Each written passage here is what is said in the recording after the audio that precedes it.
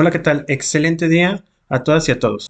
El día de hoy, en nuestra clase de obligaciones, vamos a continuar con los efectos protectores del acreedor quirografario y posteriormente vamos a ver los efectos protectores del acreedor en las obligaciones recíprocas. Bueno, primeramente, ¿quién es el acreedor quirografario? Será aquel que no tiene asegurado su crédito con una garantía real sobre un bien específico del deudor o de un tercero, lo cual va a tener ciertas dificultades en hacerse valer sus derechos porque no tiene, lo podríamos decir como amarrado al deudor para poder hacer efectivo el cumplimiento de sus obligaciones. Aun en cuando la garantía del pago vaya a ser global en el patrimonio del deudor, existen ciertas aristas que van a permitir incluso el incumplimiento por parte del deudor hacia el acreedor. Y vamos a ver cuáles son estos. Por otro lado, el acreedor puede también tener una garantía real para obtener el pago seguro al cargo de los bienes de la esfera jurídica del deudor.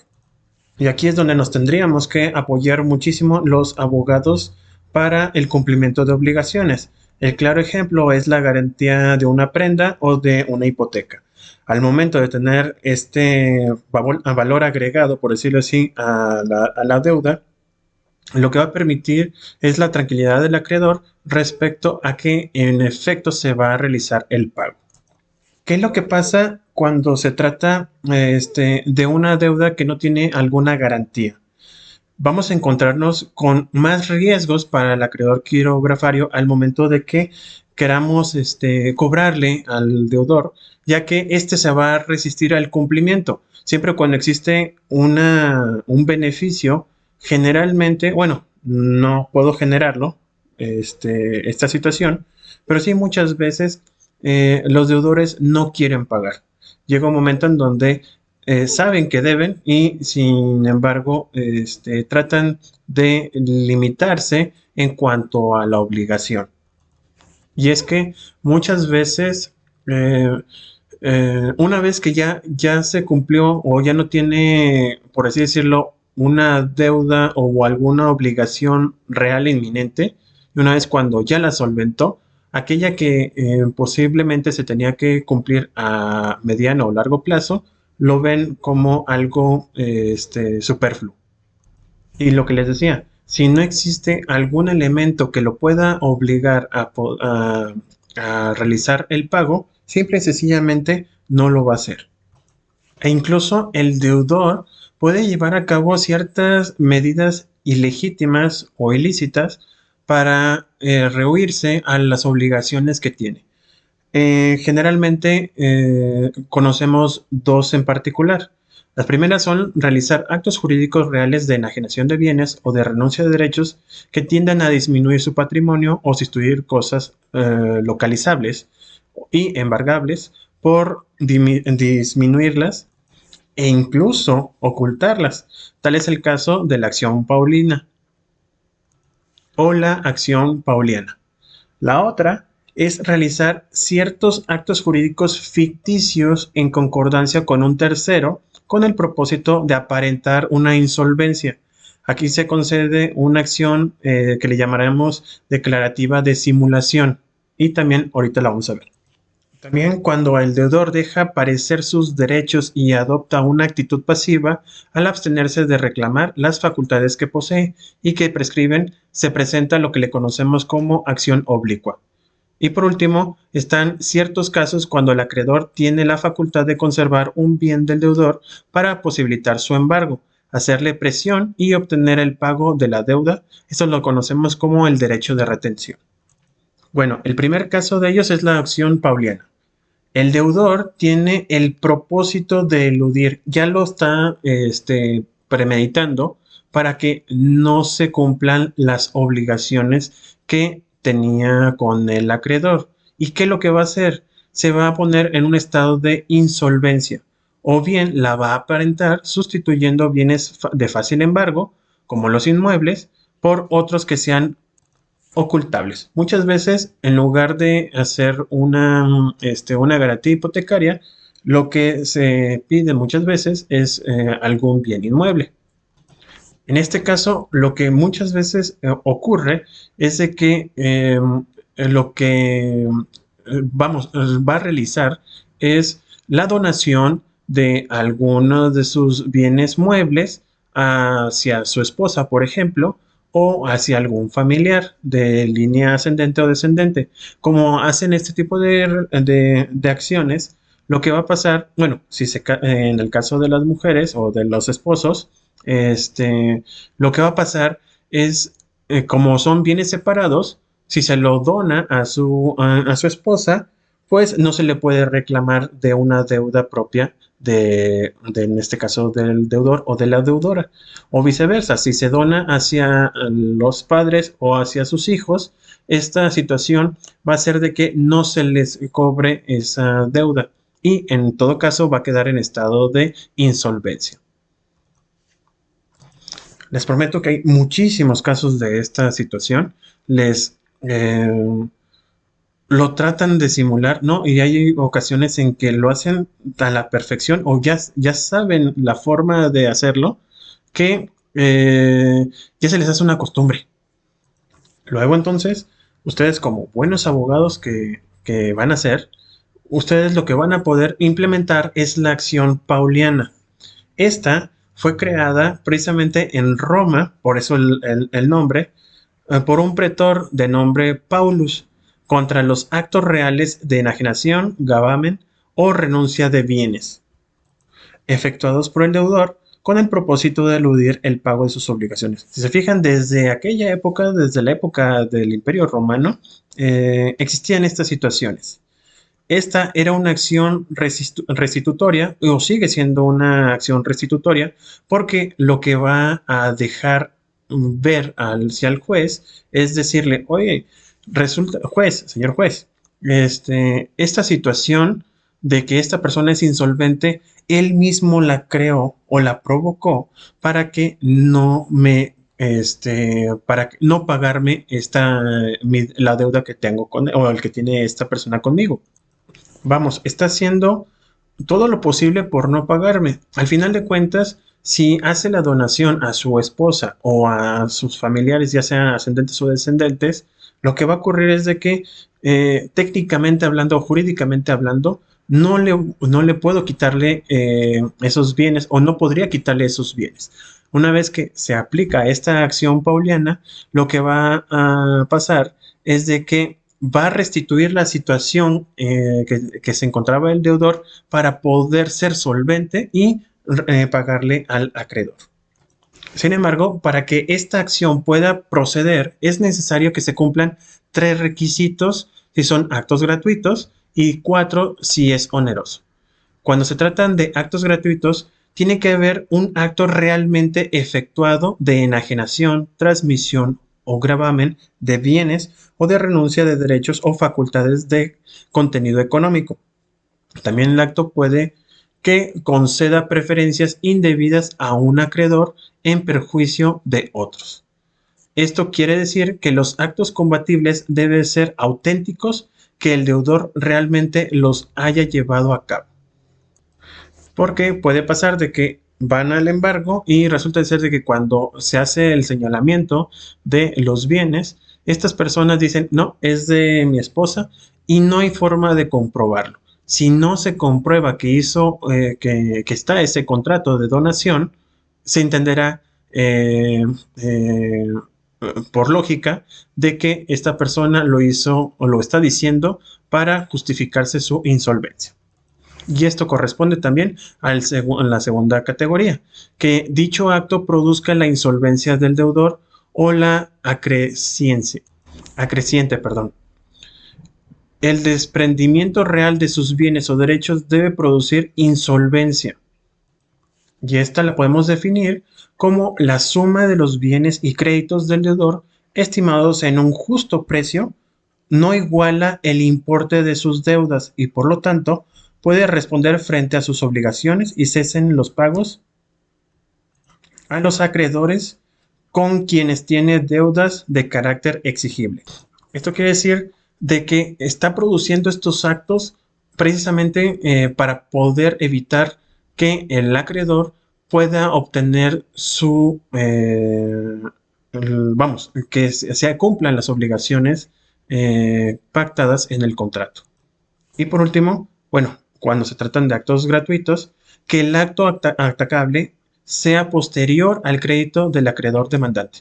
Este es por lógica o da a suponer de que lo está haciendo con esa intención.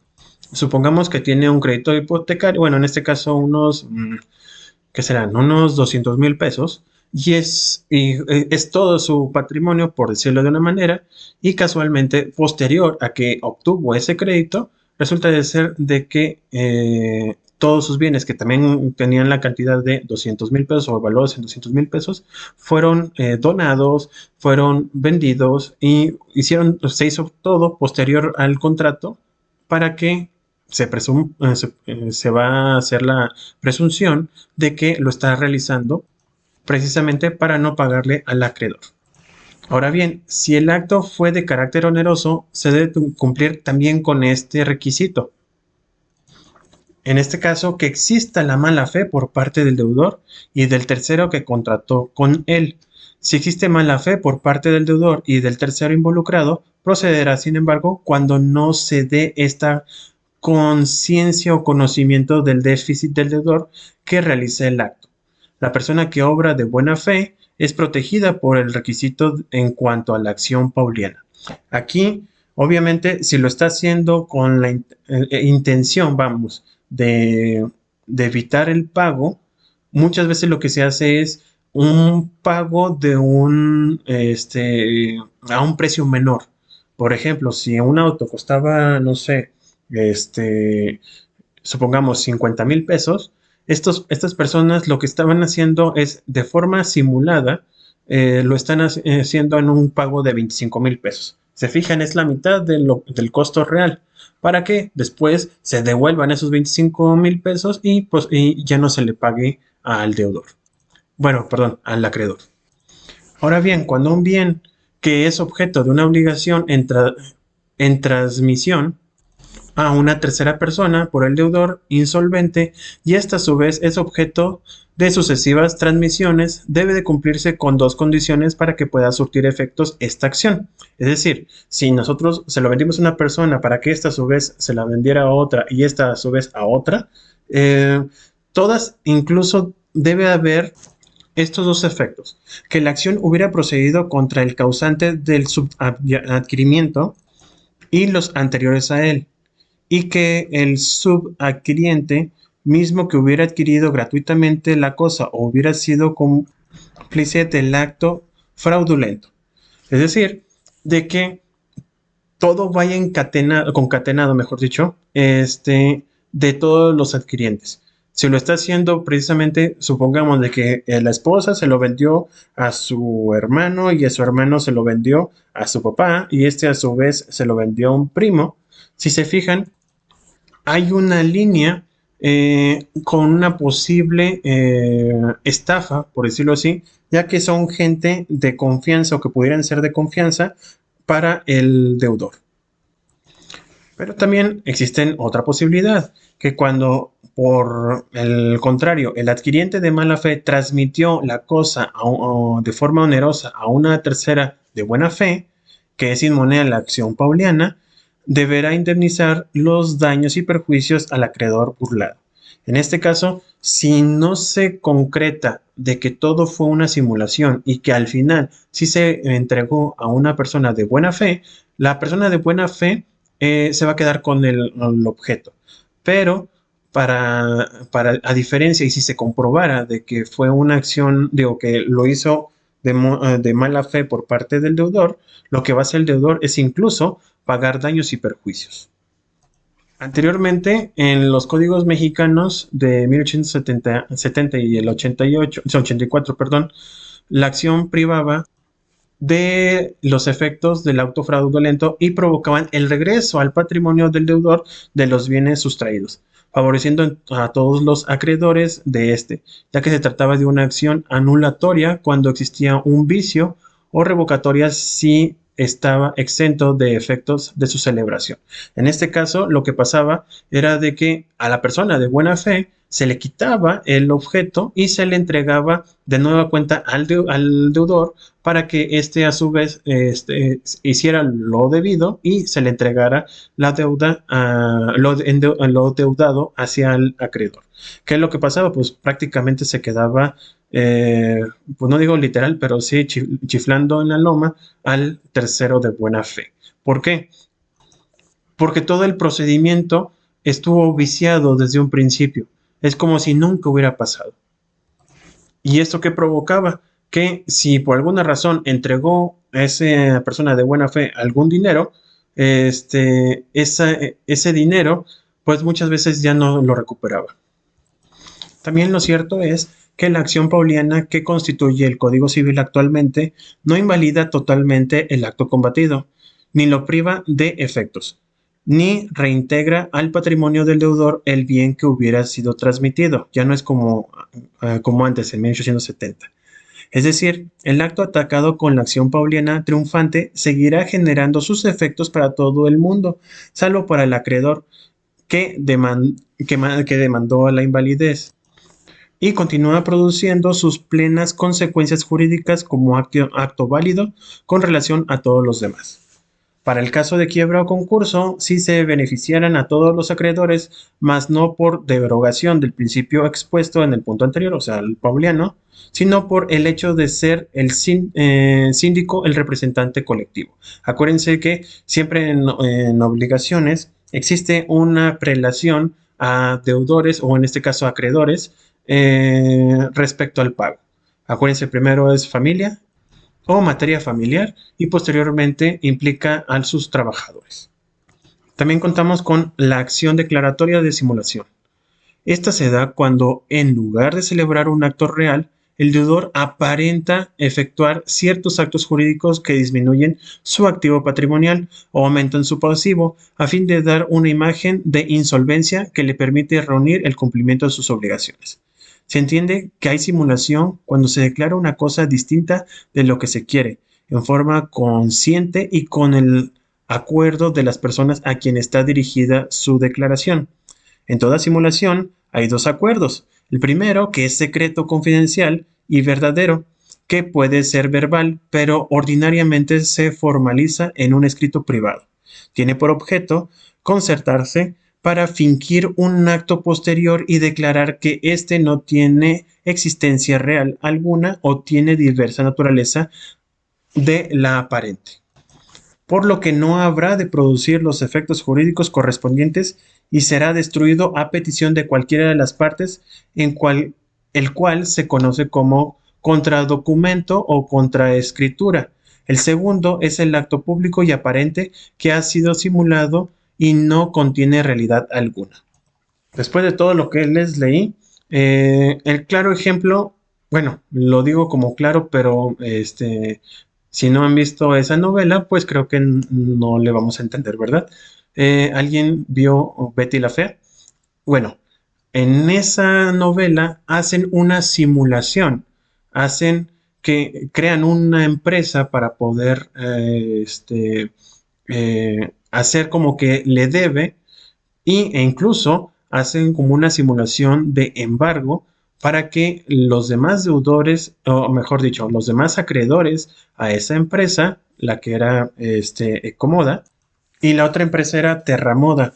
Terramoda era la empresa simulada para que se quedara con los activos de Ecomoda, simulando que le debía, y así los demás acreedores de Ecomoda no pudieran cobrar las deudas que tenía esta empresa.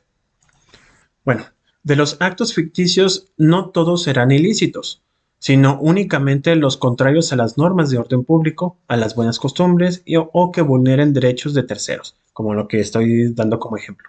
Y la simulación pueden ser de dos tipos. Una que es absoluta, cuando detrás de un acto ficticio no existe ningún acto jurídico en realidad. Y la relativa, cuando el acto simulado encubre otro acto jurídico que las partes quisieron ocultar bajo el ropaje de aquel. En este caso, lo que les decía, hacen el embargo, un embargo ficticio, bueno, o que utilizaron las leyes en aquel entonces de Colombia para poder hacer válido esta simulación. Híjole, si no han visto esa novela, creo que se la estoy spoileando, pero es más o menos eso. Asimismo, podemos agrupar el procedimiento de la simulación en dos categorías. La primera de ellas es el negocio que tiende a una disminución del patrimonio, como los contratos ficticios de venta, cesión de derechos, donaciones, aportaciones de bienes a sociedades que con sucesiva enajenación de las acciones, las donaciones de pago, etcétera.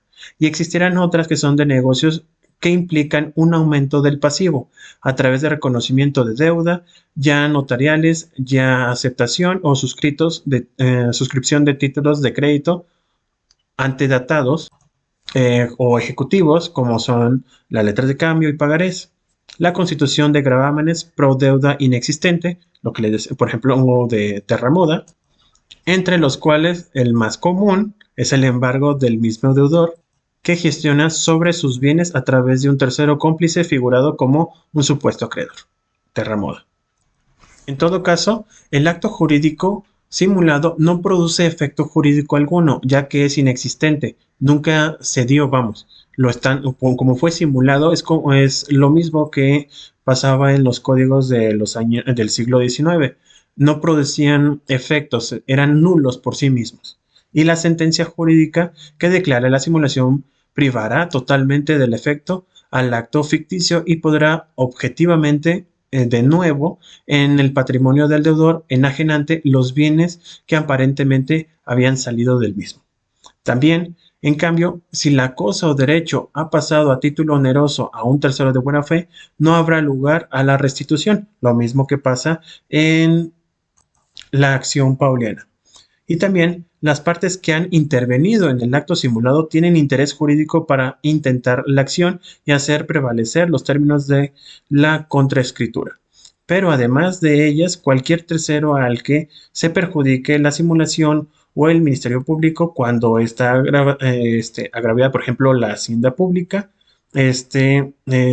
cuando hay utilización, por ejemplo, de actos públicos de autoridades, también se puede hacer pena privativa de libertad cuando dichas acciones son típicas en materia penal. Asimismo, también nos encontramos con las acciones pertinentes a la oblicua. ¿Qué es esta acción oblicua? Es aquella que va a premiar a un deudor indolente para que atienda sus propios negocios jurídicos, ejerza sus acciones y haga valer sus derechos, en vías de que mejore su fortuna y adquiera nuevos bienes que acrecenten su patrimonio, que es la garantía del acreedor. Si el adeudo asume una actitud pasiva y se abstiene de ejercer sus derechos, los acreedores pueden sustituirlos y hacer valer por esas facultades jurídicas.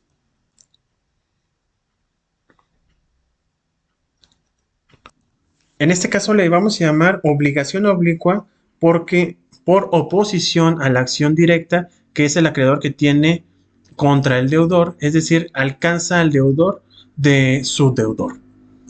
También la vamos a conocer como acción subrogatoria, ya que sustituye al deudor y se da para contrarrestar actitudes pasivas del deudor, el cual ha omitido atender sus propios intereses, a diferencia de la acción pauliana y la acción de simulación, que atacan conductas positivas, ya sea que éstas sean reales o ficticias.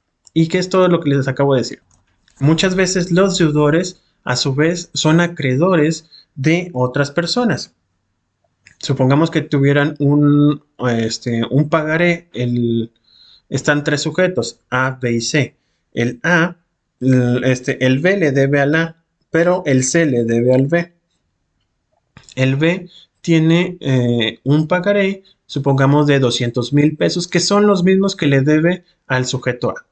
Luego entonces, con tal de que esos 200 pesos no vayan hacia su acreedor principal, lo que va a hacer es no hacer nada. Esperarse a que cumpla, incluso antes de que prescriba, con tal de que el acreedor A no obtenga esos recursos. pero el acreedor sabe que ¿cómo se llama? El sujeto C le debe al que le debe a esta persona. Va a parecer, está sonando muy, como un trabalenguas. Pero si el acreedor principal sabe que hay otra persona que le está debiendo al que le debe y no está ejerciendo esa facultad para perjudicarlo a él, este acreedor puede utilizar esta acción para decirle al juez, oye juez, esta persona que me debe, yo sé de buena fuente que le deben otras personas a través de un título de crédito, una hipoteca, lo que ustedes digan.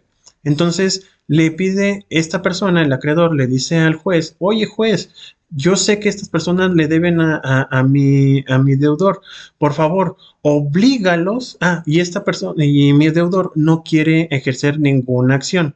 Y luego entonces le dice que obligue a esos deudores para que le paguen a su deudor y que este deudor a su vez le pague al acreedor. Para que se den este tipo de acciones se requieren tres requisitos.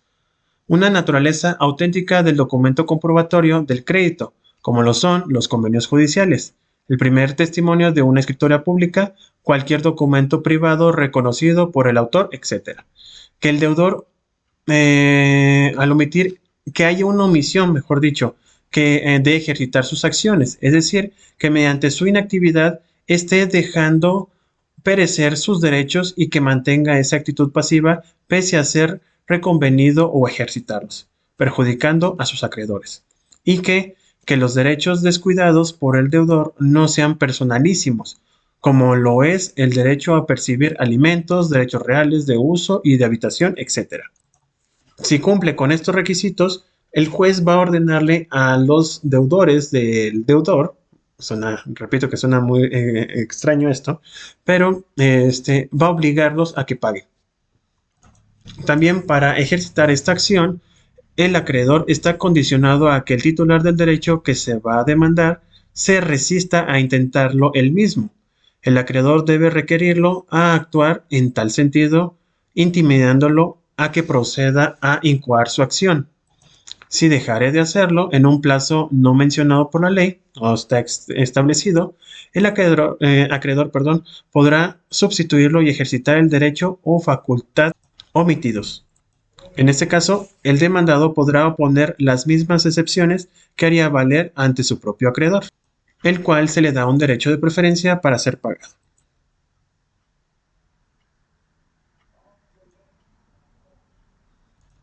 Es decir, en síntesis, el efecto de la acción oblicua es traer al patrimonio del deudor pasivo los bienes o beneficios de que era titular, y una vez obrando en este patrimonio podrá hacerse embargos por sus acreedores.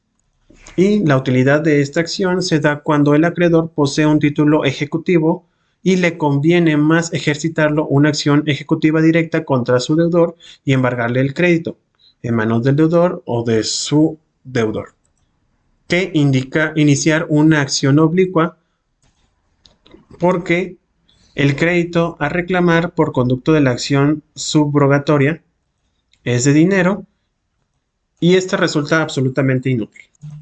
Por último, respecto a esta unidad, veremos lo que es el derecho de retención.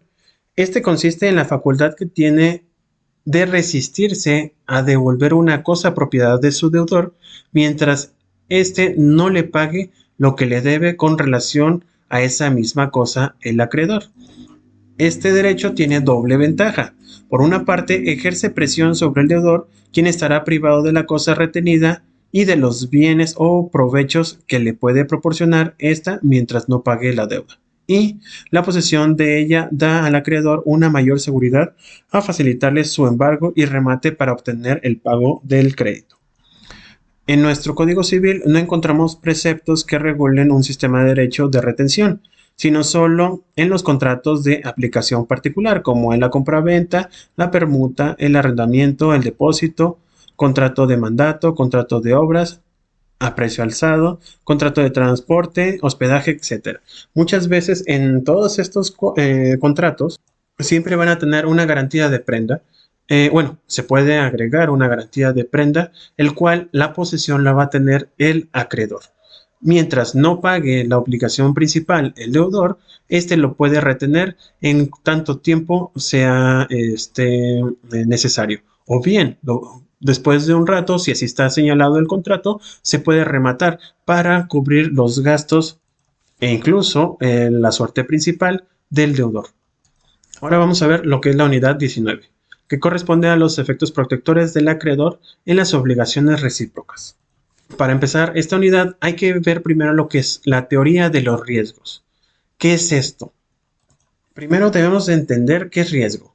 Y se puede decir que el riesgo o peligro es la situación jurídica que se presenta cuando las partes de un contrato o de una de ellas se encuentra en la imposibilidad de cumplir sus obligaciones o sus prestaciones debido a una causa extraña que no le es imputable. Ojo, no es lo mismo que no sea imputable a que no esté obligado. Y esta situación jurídica plantea varios problemas a resolver disyuntivamente. Si queda obligada de todos modos a cumplir la parte cuya obligación se hace de cumplimiento imposible, o si se queda liberada de la misma, no pudiendo el acreedor exigirle el cumplimiento. Por ejemplo, en el primer caso, el riesgo los va a sufrir el deudor y en el segundo caso, los riesgos los va a sufrir el acreedor, en el sentido de que deberán contentarse o resignarse a aceptar el incumplimiento sin que pueda disponer de ningún recurso jurídico para impedir tal circunstancia o situación. Y para ello vamos a ver dos principios aplicables. El primero de ellos es el res perit domino, que en sentido literal o traducción significa que la cosa perece al propietario, que une la carga del riesgo a la propiedad. La cosa en este caso se perderá para quien sea el propietario de ella, dependiendo de la asunción del riesgo de la condición de propietario. Y aquí hay varias situaciones. Por ejemplo, si antes de la compraventa, cuando ya se va a hacer la transmisión, pereciera o se destruyera la cosa, quien va a perder o quien va a tener la carga de la pérdida va a ser el que en ese momento era el propietario. Si yo ya tengo la cosa y se lo entrego al acreedor, yo cumplo con la obligación y le pasé esa situación jurídica de propietario de la cosa hacia la otra persona. Si ya después de eso, a los 10 días, por ejemplo, si fuera un animal, a los 10 días se muriera, ya es culpa de esa otra persona porque ya tomó o se cargó, por decirlo de una manera, la propiedad hacia esa otra persona. Y aquí existe otro principio, el generam non perum, o las cosas del género no perecen. ¿Qué implica? El deudor de una cosa de género no se puede escudar para sustraerse de la ejecución tras el pretexto de que han perecido los objetos que habría de entregar, siempre que se puedan procurar bienes equivalentes para satisfacer dicha obligación. Por ejemplo, si ustedes compran algo en línea, supongamos en Mercado Libre, y resulta ser de que ustedes pagaron por una edición limitada de unos tenis, unos tenis Jordan. En este caso, lo que va a pasar es que si ustedes pagaron una cantidad de dinero y esa otra persona, en este caso el que estaba vendiendo, resultara de que ya no tiene disponible esos tenis, esta persona no puede decir, híjole, pues ¿qué crees? Ya no tengo esos tenis. Sí me los pagaste y todo, pero pues no puedo hacer nada más porque ya no tengo. Y podría decir de que ya quedó así la cosa. El acreedor obtuvo el dinero, pero como ya no tiene esos tenis, pues ya no le va a entregar o devolver el dinero. La cosa es de que no puede ser así. En este caso, está obligado a tener, ya sea buscar un nuevo objeto que tenga las mismas características de las que se obligó a pagarle a la otra persona. Y aunque casi nunca se aplica, incluso se le tiene la obligación de devolverle el dinero si es que no tiene ya la cosa, más aparte una indemnización. Muchas veces en estas compraventas en línea tiene ciertas condiciones. Hay que verificar si no implica alguna indemnización. Si no existe alguna cláusula para que no se entregue una indemnización, ustedes con la mano en la cintura pueden solicitarla. También existe lo que es la rescisión del contrato por incumplimiento. El término de rescisión consiste en dejar sin efectos un contrato o una obligación. De acuerdo a esto, la rescisión puede darse a causa de lesión o alguna causa superviniente. En otras palabras, rescindir es la acción que busca impedir las consecuencias de un acto y cuyo objeto es poner término de lo convenido o impedir la ejecución de un contrato. ¿Cuándo se puede solicitar la rescisión del contrato? Como la finalidad de la rescisión es el equilibrio patrimonial y no la nulidad relativa ni la nulidad absoluta que vimos en clases pasadas, se podrá pedir cuando se presente un desequilibrio en las prestaciones y contraprestaciones económicas. Y respecto a la nulidad absoluta o la nulidad relativa, estas se podrán efectuar en caso de lesión y contratos concluidos en estado de peligro. ¿Cuáles son los efectos de la rescisión de contrato? Hay tres principales efectos que se derivan de este tema en particular, y sobre todo cuando existe una lesión patrimonial. El primero de ellos es sanear los vicios mediante ratificación. Se puede sanear por el transcurso del tiempo mediante la prescripción extintiva, porque la usurpación procede también en los casos de nulidad absoluta.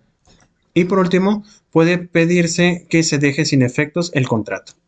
Eso quiere decir de que cuando las partes ven algún inconveniente, que no hay un equilibrio de obligaciones y derechos que previamente se habían pactado, si es viable seguir con el contrato, lo único que se hace es ratificarlo.